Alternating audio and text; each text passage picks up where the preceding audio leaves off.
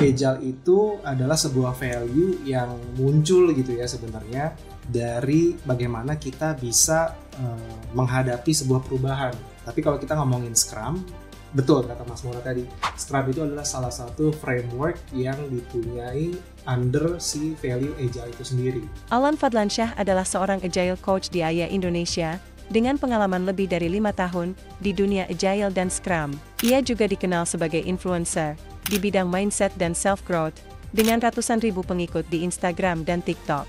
Bagaimana sih penerapannya ketika suatu tim yang manual itu berubah setelah diberikan framework Agile? Memang Scrum atau Agile sendiri itu memang paling banyak digunakan pada saat kita ngobrolin teknologi. Contoh kita punya satu tim teknologi software gitu ya. Pada saat kita sebagai consultant ingin masuk dan mengaplikasikan Agile atau Scrum, biasanya memang dimulai dengan training. Jadi pertanyaannya, mungkin nggak ada startup sekarang ini yang nggak menggunakan Agile framework atau Scrum framework? Bisa nggak? Mungkin mereka nggak menerapkan secara harfiah benar-benar menggunakan Scrum gitu ya. Cuman aku percaya bahwa perusahaan-perusahaan yang maju, mereka at some points punya hidden value of Agile. Banyak riset yang bilang bahwa responsibility matters. Kalau pandangan Mas sendiri ketika kita di perusahaan, hal-hal apa aja sih yang kita bisa lakukan untuk develop people dengan memberikan mereka responsibilities? Kita bisa coba obrolin di sini. Kenapa sih orang yang bisa lebih open sama pekerjaan yang mungkin di luar dari job desk-nya itu akan justru menjadi opportunity-nya di depan. Opportunity untuk learning new things yang mungkin menjadi karir baru dia. Gimana caranya kita bisa grow dan sukses, I think, apalagi masih muda, try a lot of things. Gimana kita mengatasi overthinking, gimana kita menghadapi, mungkin ada bos yang memang toxic, tapi ada juga yang nggak toxic, tapi karena kita overthinking jadi toxic. Terkait overthinking, aku bisa jamin 90% itu kita overthinking hal-hal yang di luar dari kontrol kita. Fokus sama apa yang bisa kita kontrol. Dan itu yang bisa kita kontrol, execute it.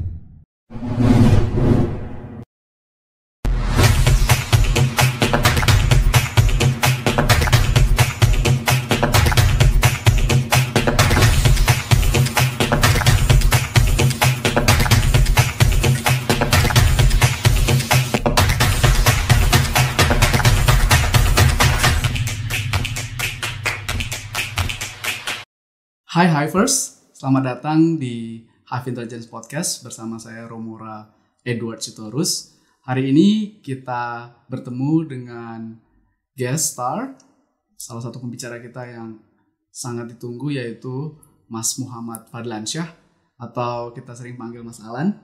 Ya, betul. Halo Mas Alan. Halo Mas Mora. Mas Alan ini pernah bertemu, saya dan dia bertemu di Monash University. Benar. Dia juga seorang Agile Coach di AIA Indonesia dan dia ini seorang influencer yang sangat terkenal gitu ya. Dia ratusan ribu followersnya di Instagram, kemudian juga di TikTok. Dia membahas berbagai macam tema, psikologi, kerjaan, Agile dan banyak topik-topik yang berhubungan dengan dunia kerja. Jadi kita sangat tunggu nih ngobrol-ngobrol dengan Mas Alan hari ini.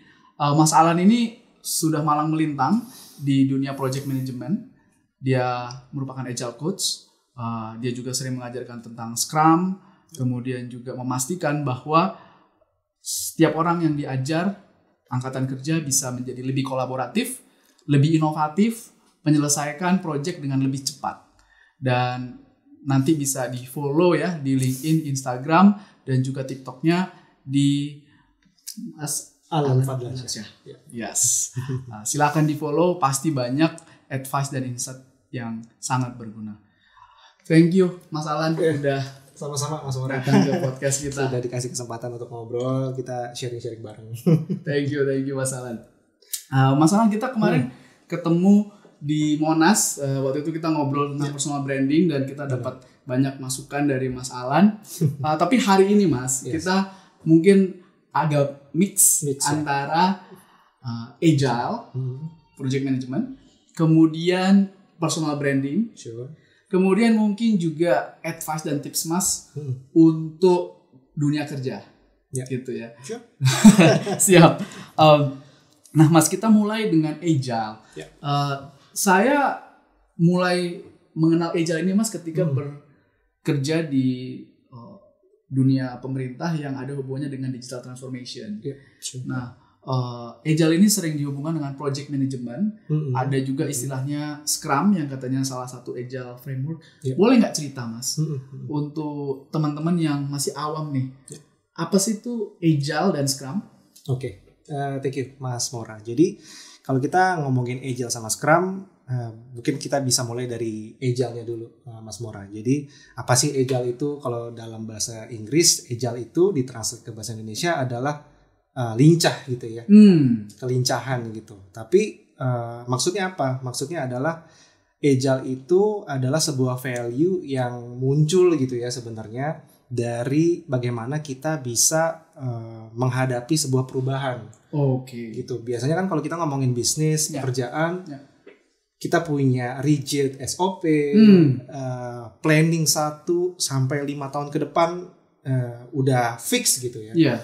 Nah, Agile ini justru masuk pada saat kita tahu bahwa kondisi pekerjaan, industri itu kita nggak bisa predik karena berubah terus kan namanya gitu. Apalagi dengan digital information yang makin kencang gitu ya. Jadi masing-masing perusahaan ya pivotnya itu cepet banget gitu. Dan kalau kita nggak agile atau kita bisa lincah untuk menghadapi perubahan, kita akan out of competitions. Wah. Sebenarnya itu sih value-nya. Kenapa agile itu mulai masuk ya ke pekerjaan gitu. Nah, tapi kalau kita ngomongin Scrum, betul kata Mas Mora tadi, Scrum itu adalah salah satu framework yang dipunyai under si value Agile itu sendiri. Oke. Gitu. Jadi just a framework Scrum, and then ada beberapa framework lain mungkin yang extreme programming misalnya gitu. Jadi framework itu seperti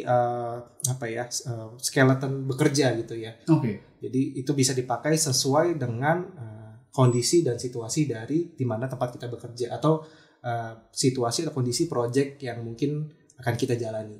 Oke. More or less about Agile and Scrum seperti itu, Mas Mora. Oke, menarik banget Mas. Bahwa Agile dan Scrum ini mulai banyak diadaptasi oleh perusahaan-perusahaan besar di dekade terakhir ini. Apa penyebabnya Mas? I could say pertama kali adalah hype mungkin ya. Oke. Di tahun 2000-an, I think Agile atau Scrum itu masuk sebagai sebuah inovasi baru gitu ya, cara kerja baru gitu.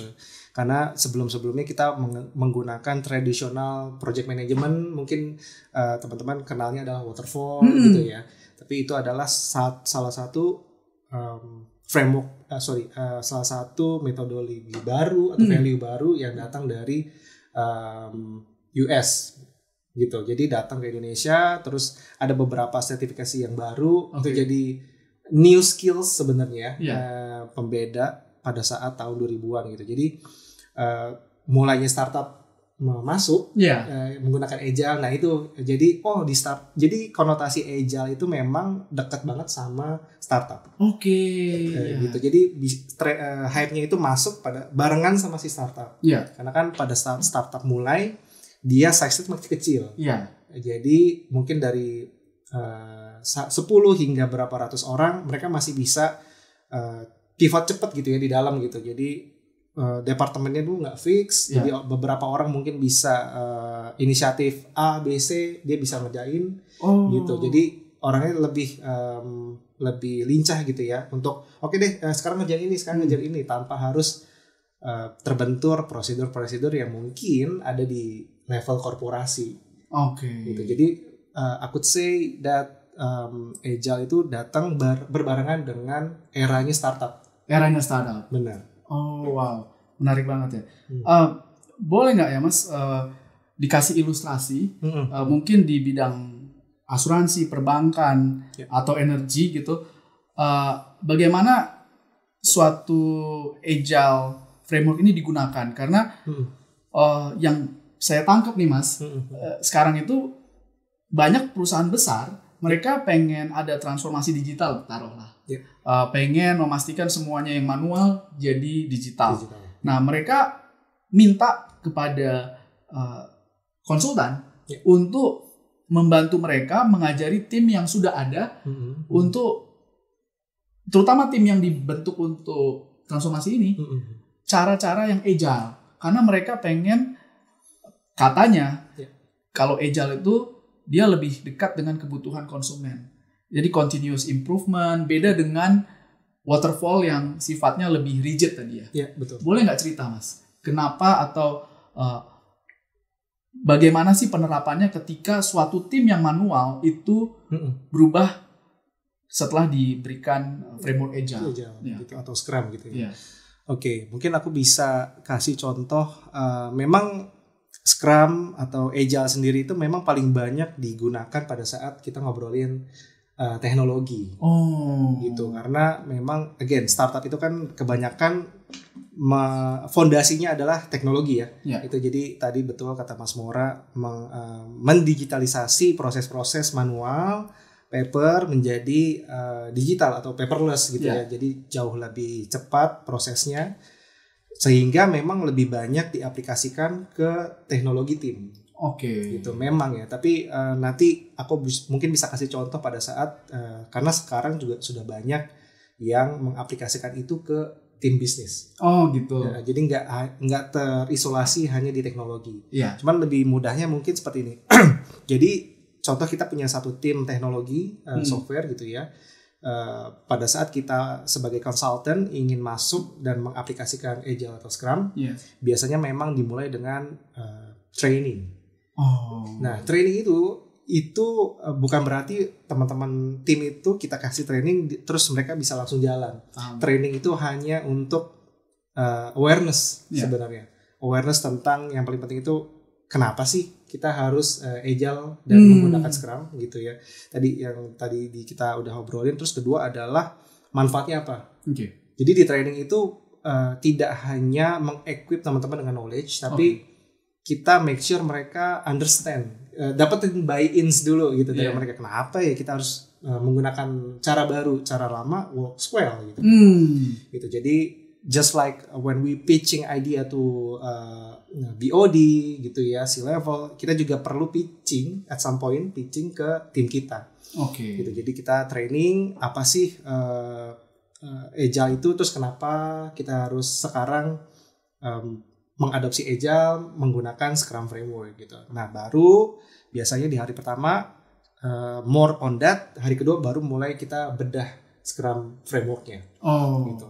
Nah, mungkin aku nggak akan bedah seluruh Scrum Framework-nya di sini karena mungkin bisa 2 hari. Bisa 2 hari, tapi aku ambil aspek-aspek utamanya gitu ya. Tadi ke mention tentang lebih dekat dengan customer. Kita bilangnya customer centric gitu ya. Jadi di dalam Scrum itu dia punya proses sepanjang 2-4 minggu kita batasin. Gitu. Jadi contoh misalnya 2 minggu gitu ya, namanya sprint. Setiap sprint itu kita awali dengan planning, kita akhiri dengan review. Jadi pada saat planning kita make sure 2 minggu ke depan atau 4 minggu ke depan kita mau ngerjain apa sesuai dengan masukan atau request dari stakeholder atau BOD. Nah, pada saat sprint itu atau 2 minggu tadi setelah habis, kita akan showcase apa aja sih yang udah selesai. Terus kita kasih lihat biasanya wireframe-nya kah, atau misal aplikasi sudah jadi. Itu kita langsung minta feedback langsung dari user kita atau stakeholder kita. Gitu. Biasanya stakeholder itu kan bisa bisnis user kita atau bisa juga langsung customer atau end user kita. Gitu. That's why setiap cycle itu kita selalu dapat insight baru. Gitu. Instead of kalau misalnya kita bandingkan dengan waterfall. Kalau waterfall itu dia planning di depan, mungkin planningnya bisa panjang 1 bulan sampai 3 bulan requirement gitu kan ya, untuk 1 hingga 2 tahun ke depan project. Gitu. Jadi nggak dicek-cek nih sampai 3 bulan. Betul. karena sudah setelah planning itu selesai untuk waterfall, dia akan lock. Oke. Terus 1-2 tahun ke depan misalnya itu akan ya udah proses ngerjain aja development gitu. Kalau ada perubahan gimana? Dia akan masuknya sebagai change request. I see. Tapi itu di luar dari project utamanya. Tetap jalan. Tetap jalan.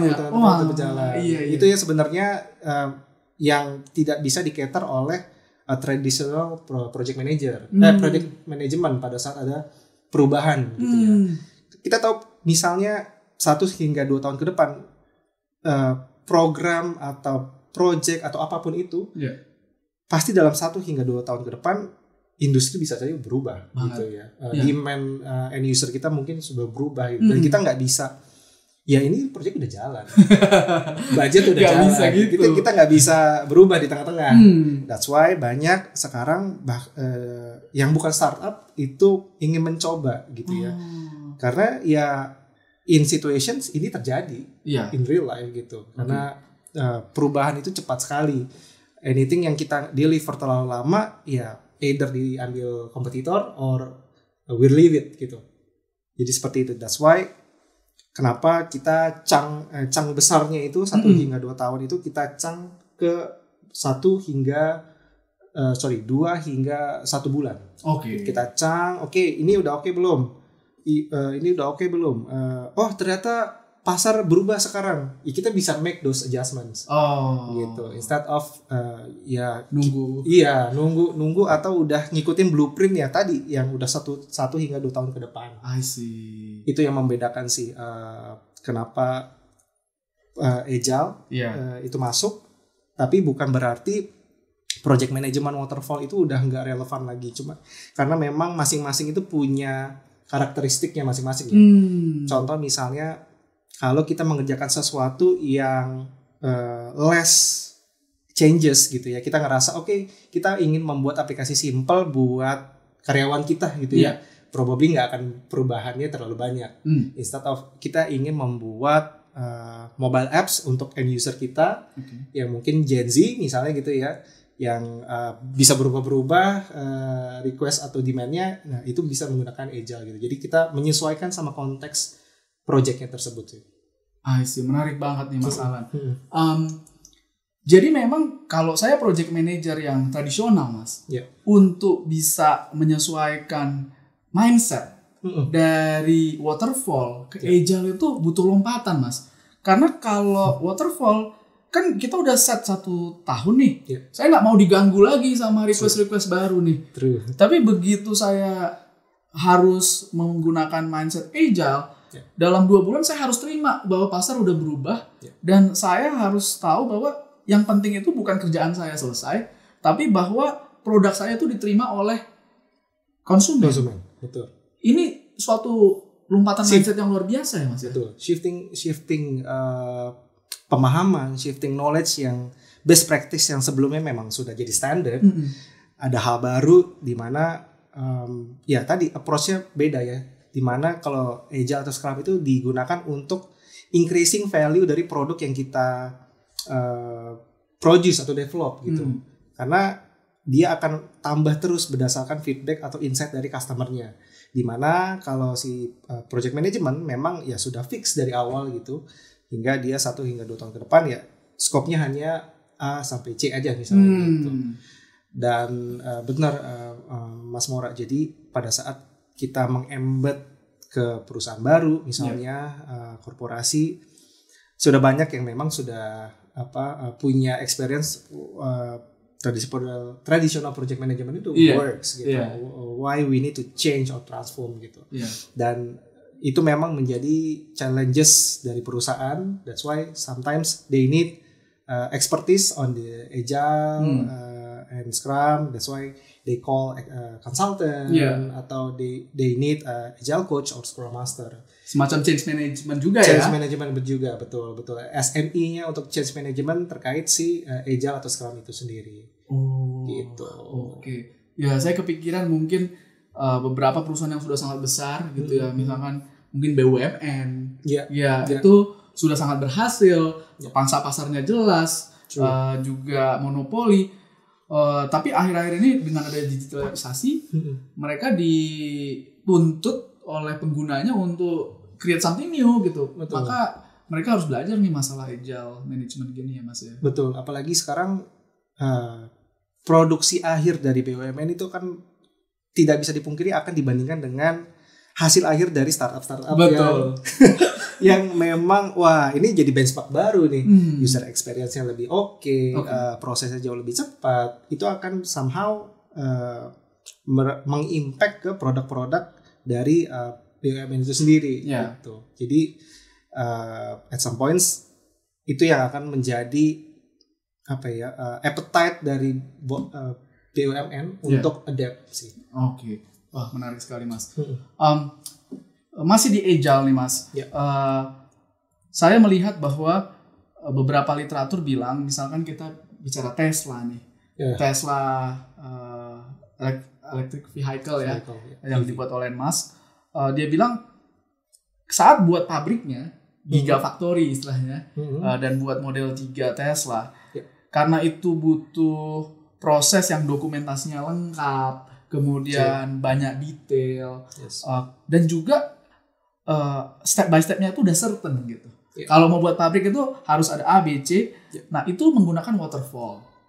Nah tapi ketika buat softwarenya untuk di mobilnya, mungkin ada yang self driving gitu ya. Itu mereka mengikuti metode agile. Jadi ini seringkali dipakai bersamaan, hybrid gitu Mas. Memang ini bisa ya dipakai agile dan waterfall bersamaan gitu.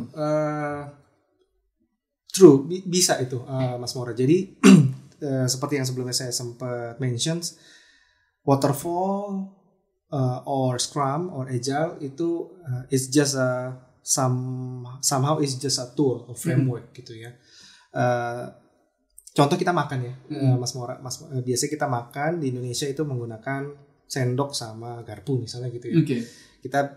Kita biasa menggunakan lauk dan biasanya nasi yang jadi utama. Tapi once kita pindah ke Jepang, let's say, mereka nggak terbiasa menggunakan sendok sama garpu gitu. Mereka menggunakan chopstick gitu. Karena memang chopstick itu identik dengan mungkin dengan mie atau dengan nasi yang memang beda ya, lebih lengket gitu. Jadi tergantung dari apa yang ada di piring itu. Gitu. So kalau kita makan mie, probably akan jauh lebih mudah menggunakan chopstick or fork gitu ya, instead of spoon.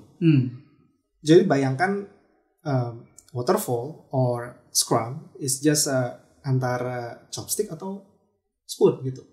Tergantung dari apa sih yang mau kita lahap gitu ya, either mie atau nasi gitu. Jadi frameworknya itu yang menyesuaikan nih.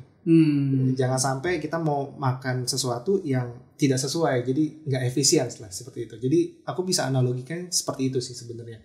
Jadi bisa nggak barengan? Bisa, karena probably tadi untuk Tesla, untuk pembuatan cars, I think dikarenakan itu membutuhkan safety yang standar gitu ya. Jadi memang udah ada SOP-nya.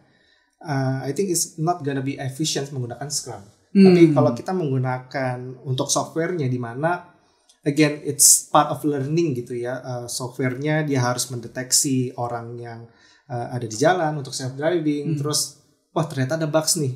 Itu akan menunggu lama banget kalau menggunakan waterfall gitu. Jadi kita anything yang kita rasa ini harus cepat dikeluarkan, harus cepat update-nya. Nah itu kita bisa menggunakan Scrum.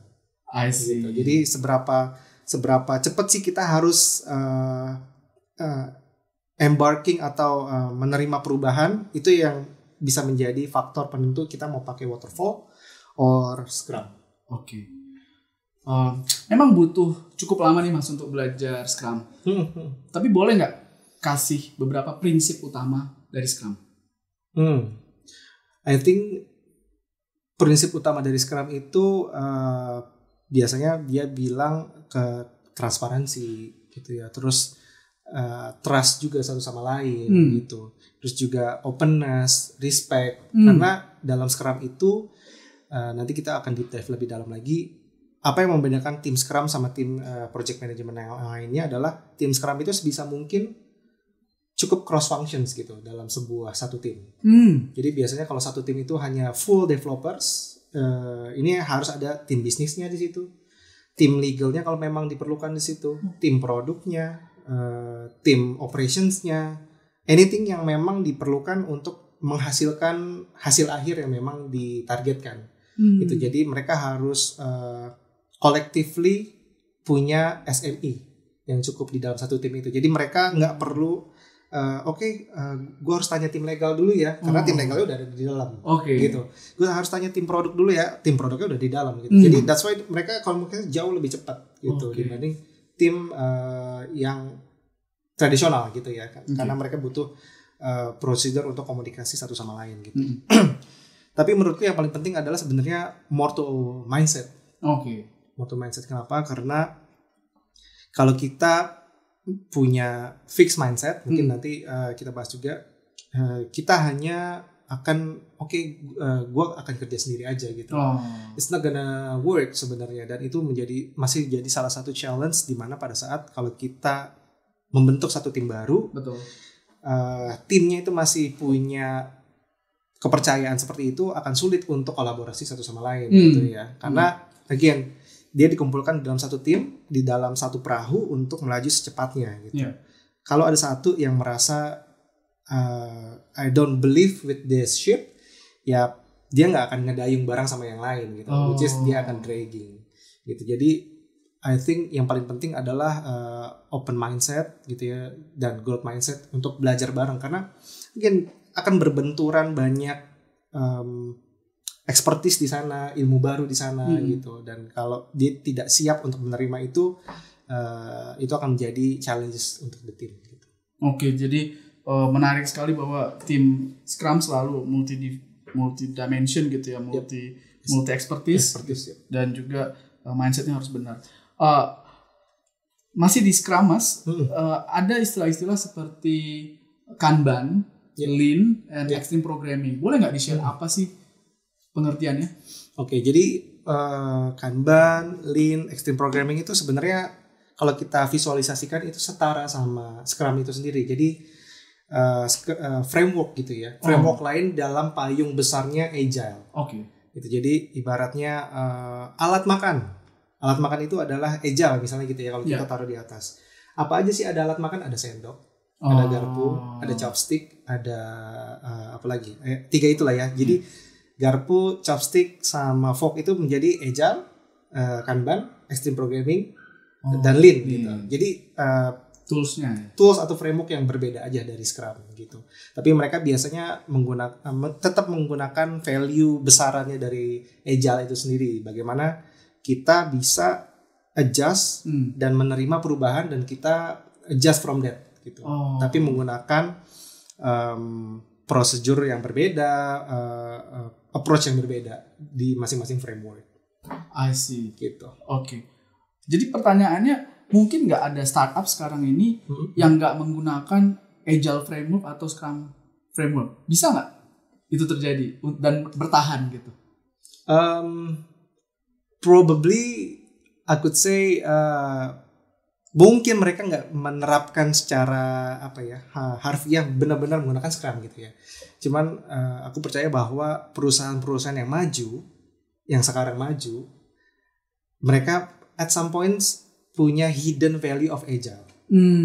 Mereka pasti adjust with the conditions of the industries, condition of the country gitu ya. Gimana mereka bisa apa lagi nih yang bisa kita lakukan gitu. Karena kita tahu sendiri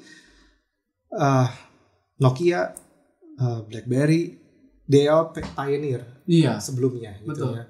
Dan kalau kita baca-baca kembali dan research kembali, mereka they too comfortable on their success story gitu. Mereka nggak mau adjust gitu. Dimana ada banyak perusahaan-perusahaan lain yang ternyata jauh lebih inovatif gitu ya, such as Apple. Mungkin yang teknologi lebih besar Apple gitu ya gitu. Jadi I believe perusahaan-perusahaan yang sekarang bisa excel in this era itu, mereka bisa melihat perubahan, pergantian demand yang ada di pasar itu sebagai opportunity, dan they take the risk to pivot or actions. Oke. Dan itu sebenarnya prinsip-prinsip yang Umum dipakai di Agile. Betul. Oke. Jadi it's almost impossible I can say ya. Dengan ekonomi yang begitu cepat sekarang ini, kita tidak mencoba untuk mengadopsi strategi Agile ya. Karena sangat-sangat cepat dan sangat-sangat perubahannya itu betul-betul nggak bisa diprediksi gitu, uncertain. Jadi kalau kita pakai ukuran-ukuran yang certain, ya jelas-jelas kita akan tertinggal seperti yang Mas Alan bilang tadi. Betul. Baik Mas. Nah, ketika kita bicara soal mindset, soal tim ya, tadi Mas bilang kita membentuk satu tim Agile yang terdiri dari berbagai expertise. Tentunya ini tidak gampang Mas. Saya pernah di beberapa saat yang lalu ya, itu mengikuti hackathon. Hackathon. Dan bagi saya hackathon ini sangat-sangat mirip dengan implementasi Agile dalam waktu yang pendek. Secepat-cepatnya. Ya, jadi hackathon itu kan kalau saya alami itu 1 hari Mas. Kita punya problem solution. Terus kita tawarkan solution, di akhir hari kita udah come up with solution yang lebih refine gitu ya. Nah, itu timnya tuh beda-beda Mas. Betul. Dan milih pemimpinnya itu juga terjadi di saat itu. Betul. Nah, bicara soal kepemimpinan nih Mas. Saat kita milih tim, itu kadang-kadang ada pemimpin yang betul-betul tahu apa yang dia harus lakukan. Jadi, I want this, I want that, you do this, you do that. Tapi ada juga yang demokratis. Kayak, okay, what do you think, what do you think? Nah, ini ada kelebihan kelemahan. Kalau yang straightforward, yang langsung ngasih tahu itu ya, lebih cepat. Tapi kalau yang demokratis itu lebih lama, takes time. Dan kadang-kadang juga jalannya itu lambat gitu Mas. Nah, ada nggak dari pengalaman Mas tips untuk menjadi pemimpin di satu grup yang agile, yang efektif? Perspektif yang menarik Mas Mora terkait leadership ya. Jadi kalau kita bandingin antara mungkin banyak berseliweran di internet gitu ya, boss versus leaders. Gitu ya. Yang paling sering kelihatan anything di LinkedIn, di anything. Boss itu directionnya kuat, strong gitu ya, dictator, di mana leader itu more to give role-nya seperti apa, dikasih lihat, dicontohin dulu, terus dia juga kasih empower ke tim-timnya gitu. I think in my experience both have pro and cons, betul kata Mas Mora tadi gitu ya. Strateginya adalah sebenarnya untuk menjadi leaders yang oke gitu ya pada saat kita di posisi tim agile adalah awareness yang tinggi sebenarnya. Jadi kita tahu, misal ya, mungkin kita analogikan biar lebih mudah gitu ya. Ada rumah kebakaran. Misalnya gitu ya, ada rumah kebakaran. Jadi ada pemadam kebakaran, punya tim, ada ketuanya gitu. Ada rumah kebakaran di depan mata, lalu leadersnya bilang, oke, menurut kamu enaknya kita ngapain? Oke deh, A dulu deh. Oke, B gimana? C gimana? Terus sampai E. I think setelah udah dapat suaranya, rumahnya sudah nggak ada. Bener ya, gitu. Tapi kita bandingkan ke skenario lain, masih sama rumah kebakaran. I think leaders should take directions pada saat situasi yang genting, gitu. Jadi kita harus tahu kapan kita harus kasih empowering, kapan kita harus kasih directions, karena ngobrol sama C-level, BOD, they know how to make decisions, timely. Karena if a leader nggak bisa make decisions to the team, sepanjang dia butuh waktu untuk make decisions, itu akan menjadi risk. Itu yang aku pelajari dari entrepreneur, dari corporate ya. Jadi leader itu harus tahu kapan dia harus decisif, kapan dia bisa empower. Oke. Jadi contoh kalau empower, for development purposes gitu ya. Kamu strongnya di mana gitu. Kamu lebih mau ningkatin strong kamu atau mau memperbaiki kekurangan kamu. Itu kita bisa kasih empower. For development purposes. For development processes misalnya gitu. Tapi ada juga yang mungkin pekerjaan yang nggak urgent, gitu ya. Kita ngerasa kita juga mau develop tim kita. Kita bisa kasih empowering approaches. Cuman once kita udah punya goal atau KPI yang clear gitu ya, dari yang udah cascade dari atas, I think directing dengan clear itu jauh lebih proper instead of giving empower gitu. Karena kita udah tahu kita mau ke Bandung misalnya. Kenapa harus tadi? Kenapa enaknya kita ke Bandung kemana dulu ya gitu. It's gonna takes long gitu kan. Gitu. Tapi kalau misalnya kita harus ke Bandung dan kita harus sampai jam 5 sore nanti misalnya gitu. So kita akan menggunakan rute ini. Boleh lihat di rute-rute ini ada resiko apa aja misalnya gitu. Jadi lebih clear seperti itu. Instead of misalnya kita perlu ke Bandung nih next month. Enaknya kita mampir kemana dulu ya. It's not urgent dan kita bisa empower. Clear. Lebih sense-nya mungkin seperti itu ya. Kapan kita bisa decisif, kapan bisa kita kasih empowering. Wah, menarik banget Mas. Bicara soal empowerment Mas, saya melihat konten-konten Mas juga banyak yang cerita soal bagaimana self development gitu ya. Dan menurut statistik memang hampir 50% orang yang dikasih responsibility early, they are more likely to be successful gitu. Ketika kita memberikan responsibility kepada anak kita misalkan untuk bersihin kamar sendiri, dibanding sama anak yang tidak pernah dikasih responsibility. Banyak riset yang bilang bahwa responsibility matters gitu. Kalau pandangan Mas sendiri ketika kita di perusahaan, hal-hal apa aja sih yang kita bisa lakukan untuk develop people dengan memberikan mereka responsibilities gitu? Ya, menarik ya. Apalagi kalau kita kaitkan dengan Gen Z misalnya gitu ya. Dimana Gen Z itu cukup punya awareness yang tinggi tentang job desk mereka. Apa itu Mas? Contoh misalnya dia masuk sebagai digital marketer misalnya gitu ya. Dia hanya mau mengerjakan things yang berkaitan dengan digital mungkin. Tapi at some point mungkin leadernya akan butuh dia untuk creating, let's say PowerPoints, presentations, misalnya gitu ya. Tapi dia it's not part of my job misalnya, job desk gitu. I think di generasi sebelumnya mungkin kita nggak punya privilege seperti itu gitu ya, atau boldness seperti itu gitu. Tapi kita bisa coba obrolin di sini gitu. Kenapa sih orang yang bisa lebih open sama pekerjaan yang mungkin di luar dari job desk-nya itu akan justru menjadi opportunity-nya di depan. Jadi leader ya? Iya, opportunity untuk learning new things yang mungkin menjadi karir baru dia. Mungkin aku bisa tanya ke Mas Mora dan mungkin audiens, coba pikirin sekarang teman-teman itu kerja di industri apa? Itu satu. Pertanyaan keduanya adalah teman-teman itu lulusan fakultas apa? Berapa banyak yang sesuai, berapa banyak yang nggak sesuai?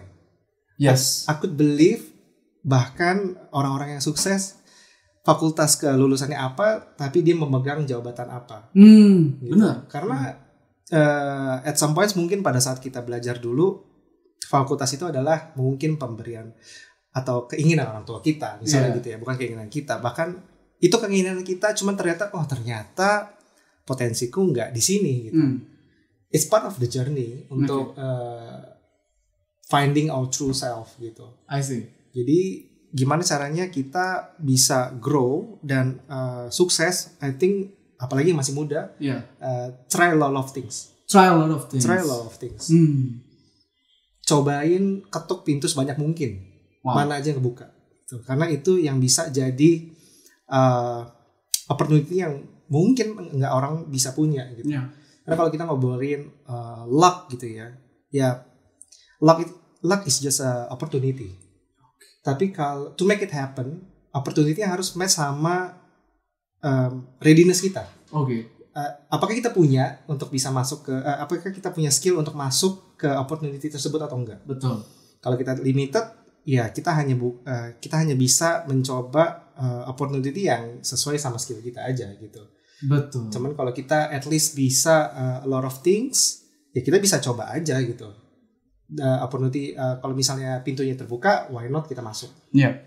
Gitu. Jadi I think yang membedakan adalah dengan keinginan willingness untuk menerima banyak hal, jadikannya itu sebagai bukan it's not my job, it's below my pay grade or something gitu ya.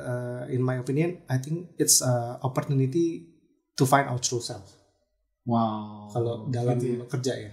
Jadi cara pandangnya itu how can this new job atau opportunities improve me gitu ya. Yes. Bukan this is a new role atau new task yang bisa take my time gitu ya. Ya, atau below my pay grade gitu. Below my pay grade. Iya.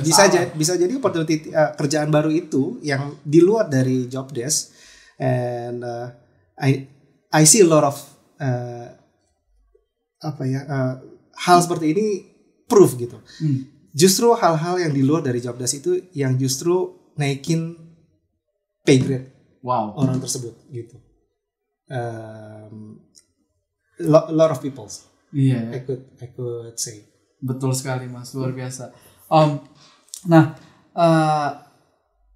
Ketika kita bicara dengan angkatan kerja sekarang, tadi Mas katakan bahwa banyak yang menerima tugas baru terus merasa kenapa saya dibebani seperti ini padahal saya pengen punya my own time gitu ya. Dan akhirnya merasa bahwa ada hubungan yang renggang gitu antara leader dengan pekerja ini. Sehingga banyak yang bilang lingkungan kerjanya ini toxic gitu ya. Bosnya itu mindahin tanggung jawab dari dia ke bawahannya. Terus kadang-kadang seorang pekerja ini merasa overthinking. Mungkin memang gue sengaja dikasih seperti ini biar gue nyerah aja gitu. Dari pandangan Mas nih Mas, gimana kita mengatasi overthinking? Gimana kita menghadapi, mungkin ada bos yang memang toxic, tapi ada juga yang gak toxic tapi karena kita overthinking jadi toxic. Bagaimana ngadepinnya Mas sebagai orang yang mungkin di posisi tersebut? Oke. Menarik ya, kalau kita bahas bos, aku ingat ada pepatah bilang ada dua hal yang gak bisa kita pilih. Pertama adalah orang tua, kedua adalah bos. Jadi dapat bos itu ya kita gak bisa pilih ya, karena ya kalau beruntung kita bisa ngobrol, tapi biasanya itu belum kelihatan gitu bosnya seperti apa. Again, balik lagi, karena kita gak bisa memilih atasan kita seperti apa, I think skill yang memang harus kita punya adalah ya again gimana sih needs dari bos kita gitu. Again karena kan kita juga ngebantu dia untuk solve the problems kan. It's part of our job desk as a whole sebenarnya gitu. Bukan berarti menolak itu mereka nggak akan tumbuh. Harus dibedakan ya. Jadi menolak job desk sama menolak perlakuan yang toxic. Gitu ya. Jadi mungkin two different things ya. Two different things gitu ya. Kalau ada hal-hal yang kita harus cuti karena orang tua kita sakit namun tidak dibolehkan, itu udah di luar job desk. It's part of ethicals gitu, dan itu yang harus kita aware. It's more that's mungkin yang bisa kita call toxic gitu ya. Tapi again pada saat kita masih starter, I don't think we have those privilege to memilih. Adanya mungkin kita bisa beradaptasi dengan mana sih yang bapak atau ibu ini punya hal yang tidak bisa aku terima. Put this aside gitu. Terkait job deskku is still part of my responsibility and my professionalism to solve it or finish it. Kita fokus sama apa yang memang bisa kita selesaikan. Kita fokus saja sama apa yang kita kontrol. Nah, karena kuncinya di situ. Kita hanya fokus sama apa yang bisa kita kontrol. terkait overthinking, aku bisa jamin 90% itu kita overthinking hal-hal yang di luar dari kontrol kita. Wow. Coba dipahami lagi atau diresapi lagi. Karena banyak hal, misalnya, aduh, gue mau ngerjain ini, bisa nggak ya? Tapi kalau gue mulai kerjain ini, nanti ini gimana? There's a lot of thinking ya, yang sebenarnya di luar dari kontrol kita, tapi itu menjadi hambatan kita untuk ya udah coba aja dulu gitu. Once kita nggak bisa, ya kita tinggal bilang bahwa strategi ini nggak berhasil gitu. We need new strategy misalnya gitu. Tapi untuk sampai ke situ ya kita terlalu lama memikirkan sesuatu yang probably 90% never happen. Gitu. Jadi biasanya overthinking itu adalah aku bisa bilang untuk menguranginya adalah ya ini bisa dikontrol apa enggak sama kamu gitu. Contoh misalnya macet itu kan di luar kontrol kamu. Ya it's gonna be time consuming, energy draining untuk memikirkan itu gitu. Apa yang bisa kita lakukan pada saat kita macet? Ya udah itu aja yang kita fokusin. Gitu. Jadi more to filtering again, mana yang memang bisa kita kontrol, mana yang enggak. Kalau memang enggak, kita nggak usah fokusin kontrol sama fokus sama apa yang bisa kita kontrol, dan itu yang bisa kita kontrol, execute it. Don't take too long untuk memikirkan gitu ya. Yes, we need planning, tapi jangan sampai kita lupa untuk execute, karena planning just 10%, executing ya 90%. Luar biasa. Wah, menarik banget Mas Awan. Baik Mas, tadi kita bicara tentang bagaimana kita mengontrol hal-hal yang atau mengerjakan hal-hal yang bisa kita kontrol secepat mungkin, sehingga fokus kita lebih baik begitu ya. Kadang setelah kita mengerjakan sesuatu, banyak ekspektasi kita yang tidak kesampaian Mas. Kita mimpi bisa promosi dalam 2 tahun, ternyata nggak promosi. Kita mimpi bisa dapat kerjaan baru secepat mungkin yang kompensasinya lebih baik, ternyata nggak tercapai. Dan kita sering kecewa, dan banyak sekali orang yang akhirnya putus asa Mas. Nah ini kan masalah ini sangat banyak dijumpai ya, terutama ketika kita lihat di yang paling banyak itu statistiknya di Indonesia dan di Cina, di mana ada 10 juta Gen Z yang tidak dapat kerjaan. Atau di Cina banyak yang lulus tapi karena memang demand pasarnya susah, jadi nggak dapat kerjaan, dan ini menyebabkan putus asa. Nah, resilience di masa-masa seperti ini kan sangat penting Mas. Bagaimana keeping resilience, keeping grit di masa-masa yang sulit seperti ini, sehingga ketika ada opportunities lagi, kita tetap bisa menangkapnya gitu Mas. Mungkin boleh share tips dan triknya? Boleh, Mas Mora. Mungkin aku sebelum kasih pandanganku ya, aku mau disclaimer. Mungkin beberapa teman-teman yang sedang menonton ini mungkin ada di posisi sekarang yang kita bahas ya, di mana sulit mendapatkan pekerjaan gitu ya, lapangan pekerjaannya sulit untuk bisa dipenetrasi oleh teman-teman gitu, dan mungkin kita di sini tidak bisa berempati pada kondisi teman-teman gitu ya. Mungkin banyak yang lagi kesusahan atau seperti itu, tapi aku coba sharing gitu ya tentang grit. I believe grit itu adalah sebuah mindset tentang gimana caranya bahwa dia tuh percaya bahwa somehow anything, effort yang akan dilakukan itu is gonna be work gitu, meskipun nggak langsung, gitu. Jadi mungkin teman-teman sekarang ada beberapa yang masih belum dapat kerjaan, baru lulus tapi sulit untuk melamar kesana kesini. Instead of give up, gunakan waktunya untuk learn a lot of things. Balik lagi ke tadi ya. Again, karena mungkin teman-teman keluaran dari fakultas teknologi, pengennya jadi project manager atau jadi developer, cuman at some points the situations all job opening untuk those role lagi tutup misalnya gitu. Betul. Ya. Terus kita bisa ngapain gitu. Teman-teman sukanya apa? Teman-teman suka sosial media atau teman-teman suka anything? Learn those things gitu.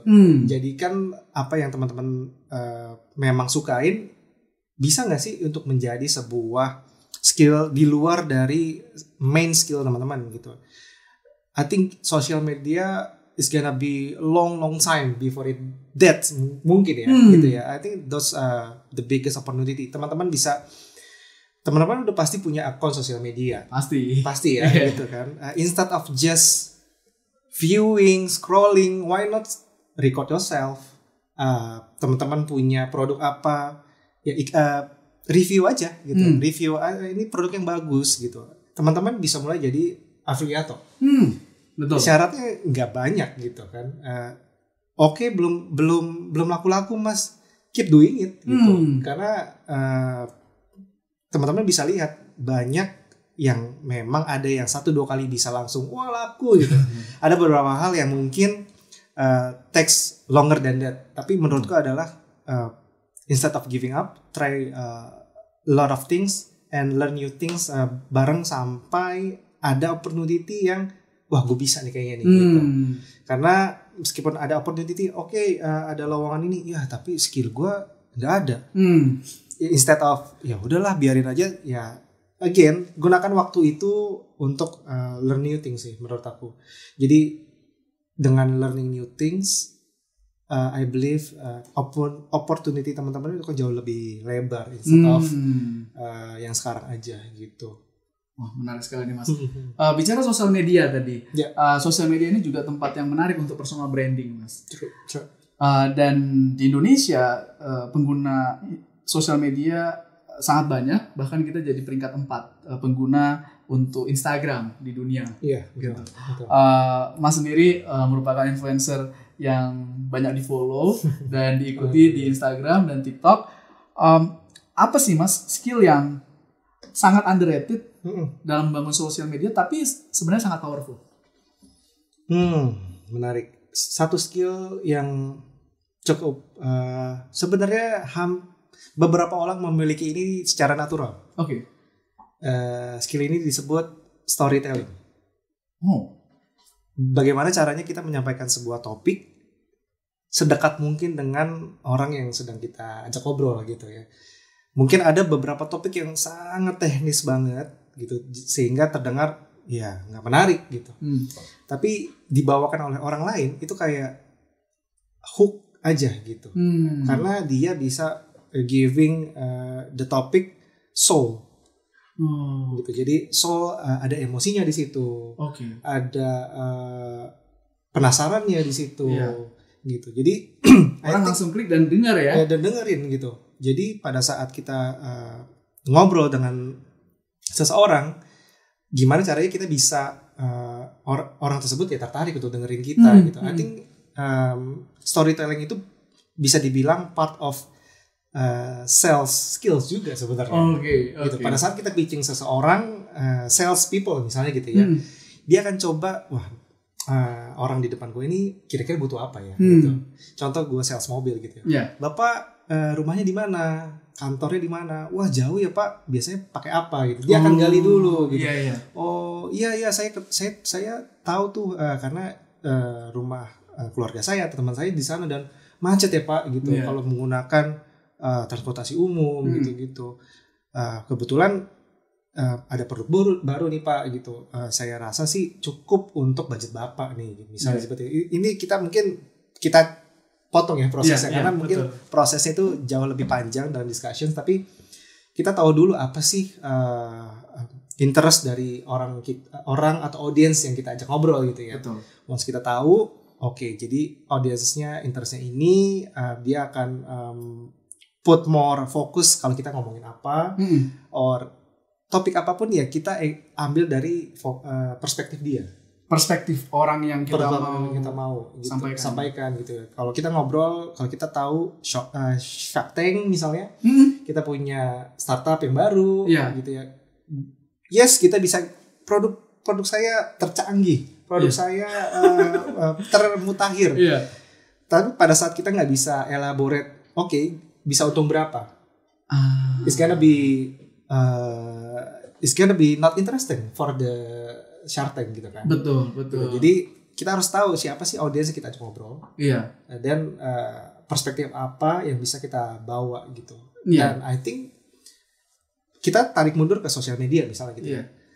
Influencer, afiliator yang sukses, mereka itu sudah tahu audiens mereka tuh ibu-ibu di rumah misalnya lagi jaga anaknya, dia akan ibu akan menyesuaikan dari segi bahasa, approach-nya, cara bicaranya, intonasinya akan menyesuaikan sehingga terdengar dekat. Gitu. Pasti kan kita nggak mau dijualin something sama strangers ya kan. Betul. Tapi kalau kita dekat, kita akan I think gue percaya sama dia gitu. Asik. I think itu sih sosial media kalau teman-teman mau mulai gitu ya, latih untuk storytelling, ngobrol sama orang lebih punya emosional gitu. Itu akan jauh bisa ngebantu teman-teman untuk starting anywhere. I think ya. Wah, menarik banget Mas tentang storytelling ini. Sangat powerful karena dia fokus ke audience yang mau detailnya ya. Tadi menarik Mas saat kita bicara audience, kadang orang saat personal branding atau menggunakan sosial media itu mulainya sulit banget Mas. Jadi ada orang yang mungkin coba kayak buat review makanan gitu ya, terus nggak ada yang nonton, atau di awal dia nyoba ada yang nonton, tapi begitu yang kedua ketiga turun, terus lama-lama makin dikit, akhirnya nyerah gitu ya. Tentu saat kita menjadikan sosial media sebagai salah satu personal branding yang kita fokuskan ini kan hampir sama kayak kerja ya, bukan hanya kita kerja saat kita butuh, tapi kerja kan harus konsisten terus. Harus kerjain terus. Nah, mungkin pertanyaannya gini Mas, tadi Mas bilang soal audience,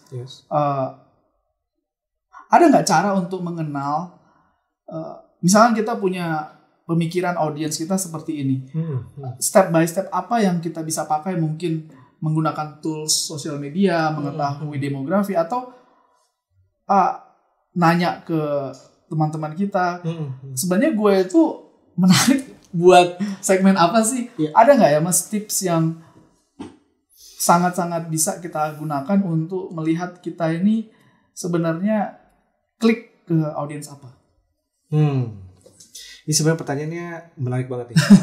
Dan I think everyone yang interest sama sosial media atau at least mau ngebantu personal branding gitu ya, punya gitu.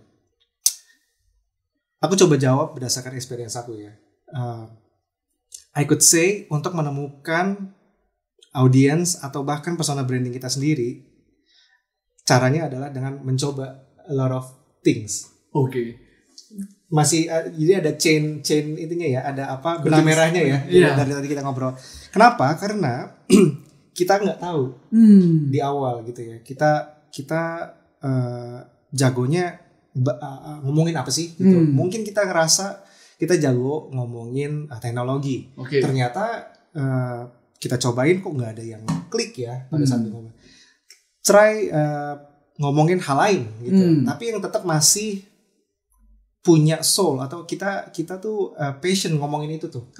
Gitu. Jadi mungkin aku jadikan diriku sendiri sebagai contoh ya gitu. Jadi pada saat COVID di Indonesia terjadi, kita tahu semua dirumahkan gitu ya. Atau at least kita diberikan privilege untuk work from home.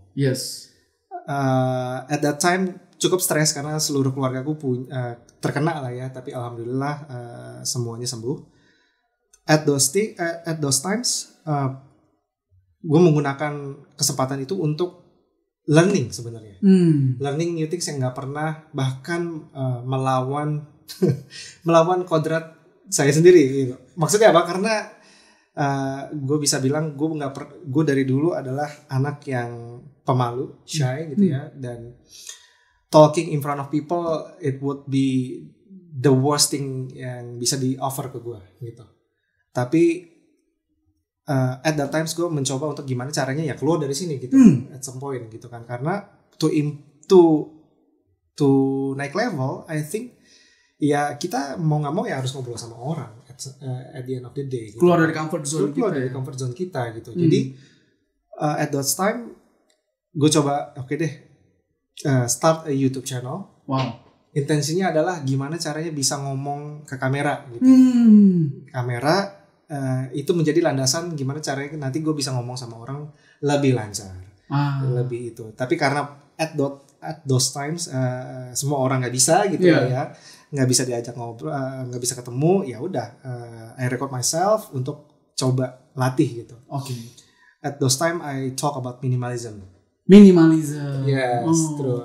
Setahun gue ngobrol minimalism, alhamdulillah tractionnya oke gitu ya. Bahkan I could say from the YouTube channel gue dapat opportunity itu untuk diundang as a TED speaker pada saat itu, as a minimalist. And then what's next? Gue coba ngomongin berubah, gue pindah ke self development, which is ya memang dari awal ya it's my passion juga gitu. Cuman gue nggak pernah ngobrolin, gue cuman baca, denger, just consuming. Why not consuming and share it back? Turns out itu adalah batu loncatan terbesar gitu. Dari situ justru wah ternyata personal development ini it's my topik lah ya gitu, karena banyak ternyata nih yang relate sama ini dan everyone needs it. Everyone's so engaged with it. I think this is the best one. Yang bisa gue share. Turns out a few years ago, a few times gue ngomongin psikologi. And another batu loncatan lagi gitu. So I think gimana caranya kita tetap bisa cobain hal-hal lain gitu, topik-topik lain gitu, yang mungkin memang di luar dari kenyamanan kita, tapi sebenarnya kita juga bisa share itu gitu. Bisa share itu gitu. And then probably gue mungkin beberapa tahun ke depan mungkin nggak akan ngomongin self development lagi. Who knows? Gue nggak akan ngomongin psikologi lagi. Who knows? But as long as serve people, as long as people still approach me say thank you, konten ini, informasi ini bermanfaat, I think itu yang akan ngelit kemana gue akan jalan gitu. Kemana gue akan bisa berdampak. Karena again, in social media we cannot control. It's the algorithm at some points gitu. So to control a lot of things, kita bahkan lupa bahwa ya kita coba aja sampai pada saat 1 atau 2 topik ini viral itu baru. Tapi 1 atau 2 topik ini viral is gonna take I think hundreds of contents that we need to share. Wow. Yes, because algorithm suka konsistensi. Karena again kalau kita ngomongin personal branding ya kita harus konsisten kan ya. Gak bisa ganti-ganti ya? Yes, at some point 60% fondasinya kalau kita ngomongin self development, self development. Cuman 40% kita bisa explore sebenarnya gitu. Yang masih jadi payung dari self development misalnya gitu ya. Jadi kalau kita ngomongin profesionalisme atau tenaga kerja, kita bisa ngomongin hiring, gimana kita bisa interview dengan baik, gimana bisa kita naikin skill kita, itu masih di dalam topik profesional atau pekerja gitu ya. I think kita runutin lagi apa sih turunan aspek ya, hal-hal topik yang belum pernah di sharing sama orang, it's gonna be a big opportunity. Oke, wah menarik banget. Jadi ketika orang nggak viral, gitu mas, dari 10 konten nggak viral, 20 konten nggak viral, kapan dia harus stop? Atau kapan dia harus continue mas? Kapan kita stop atau kita push double down gitu? Oke. Mungkin aku jawab ya, kapan harus stop? Itu ditentukan pada saat apa intention utama Mas Mur atau teman-teman memulai dari si sosial media itu sendiri gitu. Kalau untuk famous, untuk uang, I think teman-teman akan jauh lebih cepat nyerahnya. In my experience in my experience, I've been there. I've been there teman-teman. Jadi shooting 2-3 hari, post productions, editing sendiri, gue masih sendiri ya, gue belum punya tim sampai sekarang. Seminggu untuk produce satu buah video di YouTube, and then found out itu hanya di view 20 people, is gonna be demotivating banget kan buat kita gitu kan. Karena teman-teman put your intentions adalah ini harus viral gitu. Ini harus banyak yang lihat. Bu famous cepet-cepet. Kapan Bu famousnya ini? Cuma 20 orang ya. Iya, kapan jadi Corbuzier. Gitu. Tapi kalau misalnya itu akan cepat banget sih kita stopnya.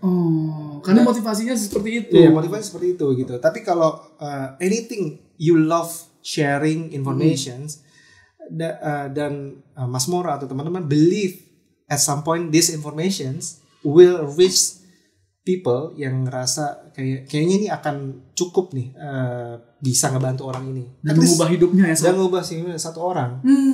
It's worth untuk terus dijalanin aja terus. Wow.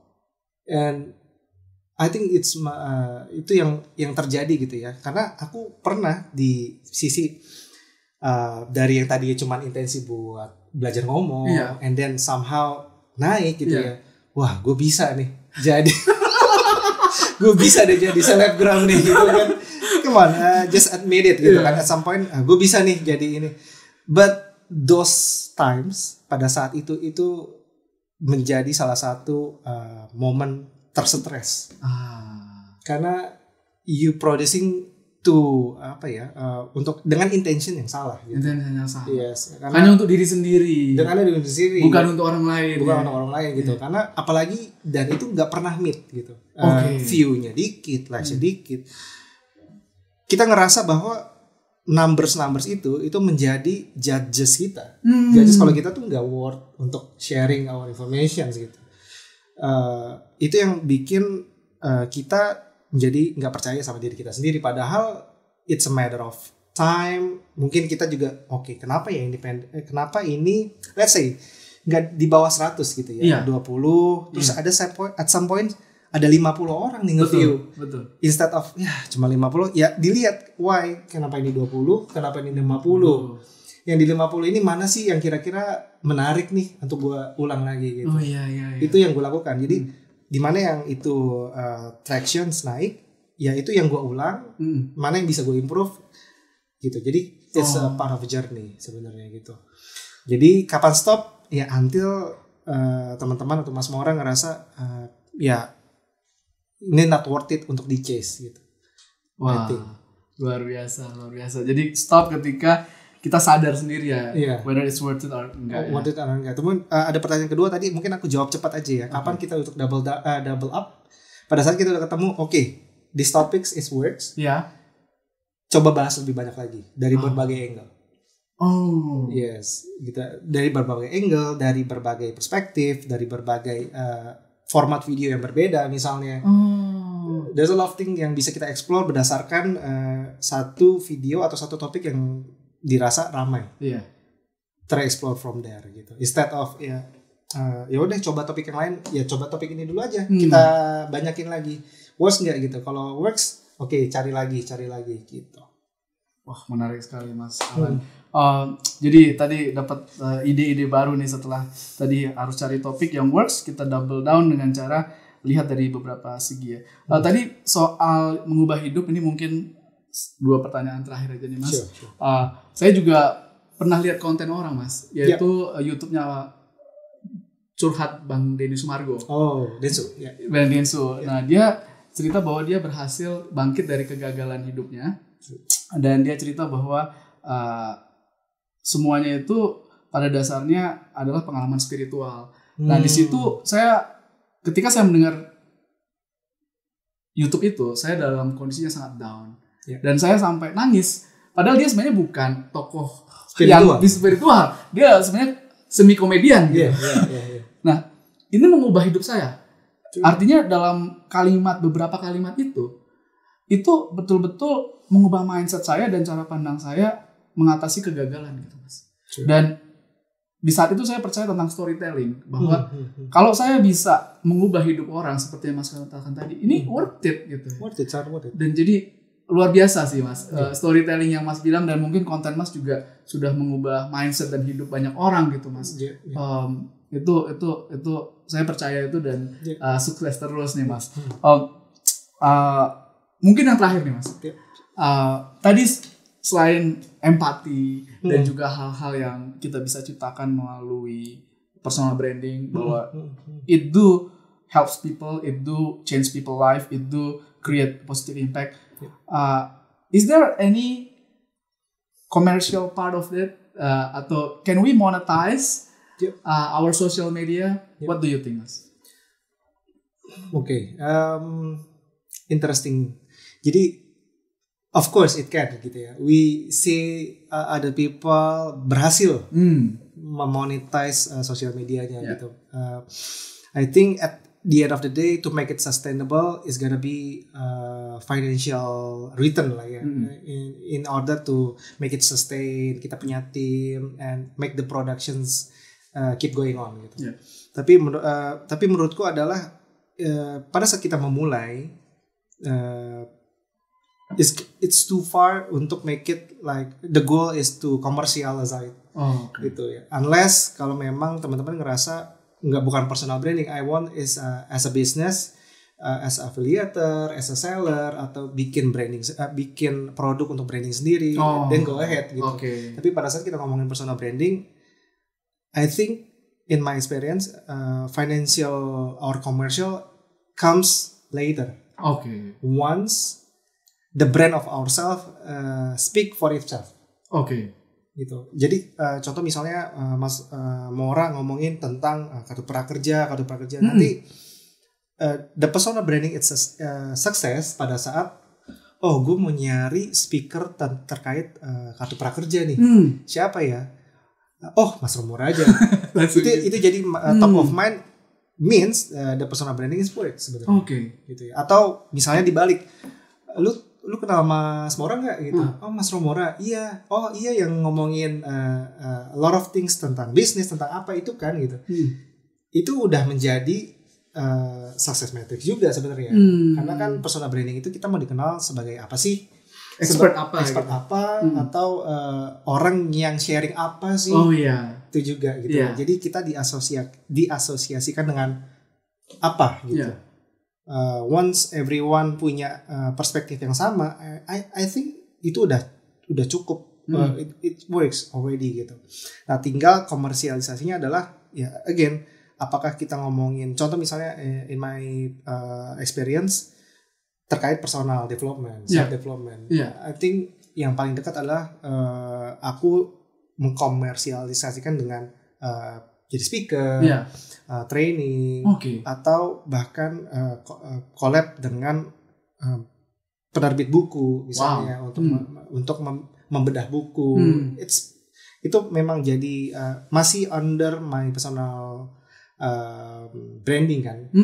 Tapi nggak menurut kemungkinan ada juga beberapa produk-produk, misalnya produk kecantikan, produk apa yang coba approach Mas Mora sendiri yang akan sensing ini masih oke nggak ya gitu. Karena kalau kita paksain pun it's not gonna be worth it for both side gitu ya. Mas Mora juga nggak nyaman, dan brand tersebut juga nggak works well kontennya, dan audiens pun ngerasa gitu, kok Mas Mora ngomongin ini ya, padahal kan ini gitu. Jadi I think once the personal branding is built up, bisa dikomersialisasikan pasti gitu. At some point ada kerjasama, either kerjasama atau ya tadi everything will open up in social media gitu. It's aku udah bisa bilang tadi ya Denny Sumargo, everyone's yang berani konsisten di sosial media,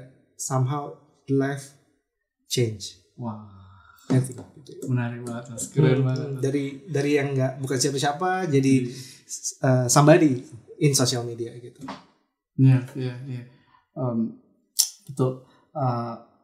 Iya, dan itu jadi portfolio kita juga bahwa orang bisa lihat aspek-aspek kita di sosial media ya Mas. Mungkin yang terakhir paling akhir, ada nggak pengalaman komen atau testimoni kepada Mas Alan yang sangat memorable tentang kontennya? Mungkin konten ini membantu dia atau mengubah hidup dia. Mungkin bisa cerita terakhir nih Mas. Ya. Aku coba recall beberapa direct message gitu ya. Aku bisa bilang kenapa pada saat tadi aku menjawab bisa nggak dikomersialkan gitu ya. Of course bisa tadi gitu kan ya. Tapi I think yang matter for me ya tadi adalah pada saat ada somebody somewhere yang far away, nggak kenal, nggak apapun, somewhere kasih tahu bahwa video Mas somehow muncul di FYP ku. Gitu. Terima kasih ya Mas, karena aku baru berpikir bahwa I'm gonna put end on my life at that times gitu. Dan somehow ada video yang keluar gitu ya, and then it changed my mind gitu. I think it's gonna be really impactful for me gitu. Just one people. Jadi aku ngeliat sekarang views mau sedikit, mau 1,000, itu tuh mengalahkan semuanya gitu. Maksudnya those DMs, those appreciations itu mau mengalahkan metrik-metrik yang lainnya gitu. Bahkan yang komersial sekalipun gitu. Karena I think at some points before I start this journey, aku juga tanpa sadar juga pasti mendengar something from social media which is a positive, that I make the call, okay, I think I'm gonna give in back to the social media or to society through social media gitu. So I think banyak sih dia sosial medianya dia somehow cukup emosional sih menurutku. Aku untuk sharing ini ya gitu. Karena I think this is quite emotional, dan I think itu yang bikin aku jalan terus even though I'm not really commercializing my social media at this point. Dan banyak teman-temanku juga bilang gitu, lu pasti dapat ini Carlino gitu. I'm still choosing my social media as a second bukan menjadi primary untuk getting money. Karena once is become my primary, my commercial, I think it's gonna change how I approach the social media because I chasing the commercial, right? So aku masih jadikan ini menjadi second di luar dari komersial gitu. Jadi I still put the audience as as my life calling, untuk siapa tahu aku bisa memberikan manfaat gitu. Either paid or not, is free, anything. As long as gue bisa kasih nilai yang positif. Gitu sih.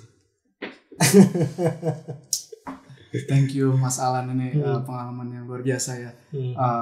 Dan sungguh berarti gitu bahwa apa yang Mas Alan lakukan itu bisa mengubah hidup seorang. Setiap orang yang pernah down Mas, mereka pasti tahu rasanya. Pasti tahu rasanya. Dan thankful to you, one of them feel better. Dan itu luar biasa. Terima kasih Mas untuk sharingnya tentang personal branding, juga project management, dan berbagai tips di dunia kerja hari ini.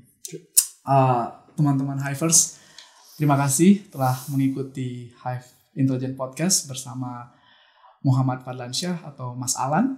Kita mendengarkan banyak sekali advice dan tips penting tentang mengelola sosial media, personal branding, project management, semua menjadi satu dalam obrolan ini. Jangan lupa untuk follow terus podcast ini untuk mendapatkan konten-konten yang seru, berharga, dan pastinya memberikan positive impact untuk teman-teman semua. Sampai jumpa teman-teman.